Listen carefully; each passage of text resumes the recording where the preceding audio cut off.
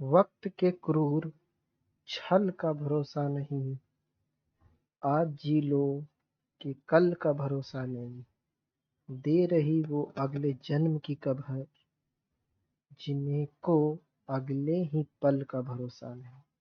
स्वागत करता हूँ आपको वे टू लर्न चैनल में। आज हम लोग मुंडा मान की शासन व्यवस्था पढ़ने जा रहे हैं, जो कि आगामी जेपीएससी एग्ज़ाम जो कि 19 सितंबर को होने वाला, उसके लिए बहुत इम्पोर्टेंट है।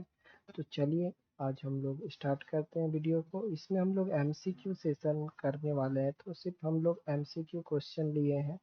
अगर डिटेल इसके बारे में आपको पढ़ना है, इसकी पूर्ण इतिहास, तो हमारे चैनल पर इसके रिलेटेड वीडियोज है, वहाँ से आप इसका पूर्ण इतिहास पढ़ सकते हैं। उसके बाद आकर के आप इसके एमसीक्यू को देख सकते हैं। चलिए स्टार्ट करते हैं। पहला क्वेश्चन आपके सामने है, आशा करता हूँ आप लोग बना भी रहे होंगे। चलिए स्टार्ट करते हैं। पहला क्वेश्चन है, हो जनजाति की पारंपरिक शासन व्यवस्था को किस नाम से जाना जाता है? तो हो जनजाति की जो पारंपरिक व्यवस्था है उसे मुंडा मान की शासन व्यवस्था से जाना जाता है। निम्न में से किस शासन व्यवस्था को भारत की प्रथम गणतांत्रिक व्यवस्था के रूप में जाना जाता है? तो गणतांत्रिक किसे जाना जाता है? तो मुंडा मान की शासन व्यवस्था को।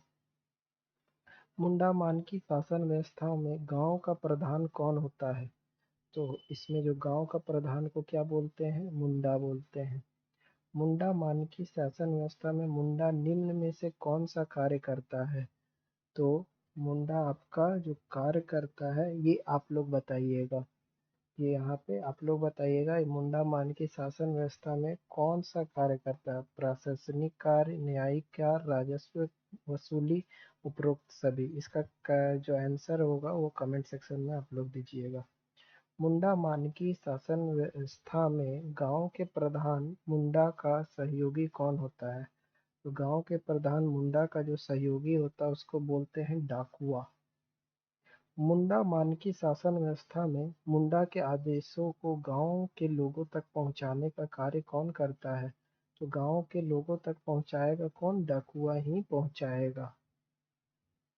मुंडा मान की शासन व्यवस्था पट्टी का निर्माण कितने गांव से मिलकर होता है?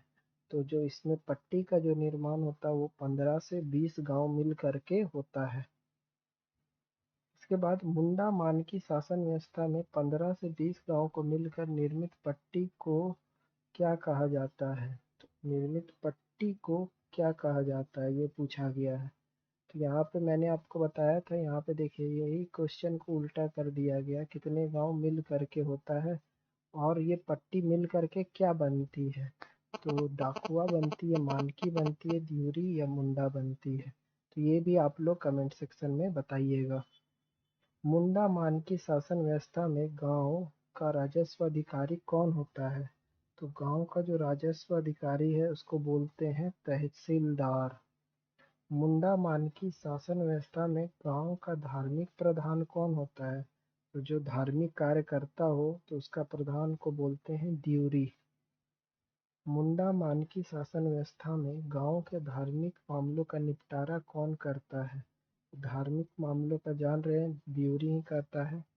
मुंडा मान की शासन व्यवस्था में ड्यूरी का सहयोगी कौन होता है? तो ड्यूरी का सहयोगी आप लोग बताइएगा। बिरसा ड्यूरी, यात्रा ड्यूरी, उप ड्यूरी या नव ड्यूरी। मुंडा मान शासन व्यवस्था में पीड़ों की कुल संख्या कितनी है? इसका जो करेक्ट आंसर होगा वो होगा 26। मुंडा मान की शासन व्यवस्था में पीठ का प्रधान को क्या कहा जाता है? तो इसको बोलते हैं मानकी। ठीक है, तो ये सारे एमसीक्यू तो जो कि मैंने आपको बता दिया। आपको बताना है इसमें 4 नंबर का क्या होगा आंसर। तो आप लोग एक कमेंट सेक्शन में 4 नंबर देके इसका आंसर बताइएगा। साथ ही साथ इसके बाद और कुछ क्वेश्चन होगा तो ज़रूर मैं आपसे शेयर करूंगा। और भी एमसीक्यूज है, जैसे ढोकला सोहर है, वो अगले सेशन में मैं आपको बताऊंगा। सेशन को ज़्यादा बड़ा नहीं करूंगा। वीडियो देखने के लिए आपका बहुत बहुत धन्यवाद। जय हिंद, जय भारत, जय झारखंड।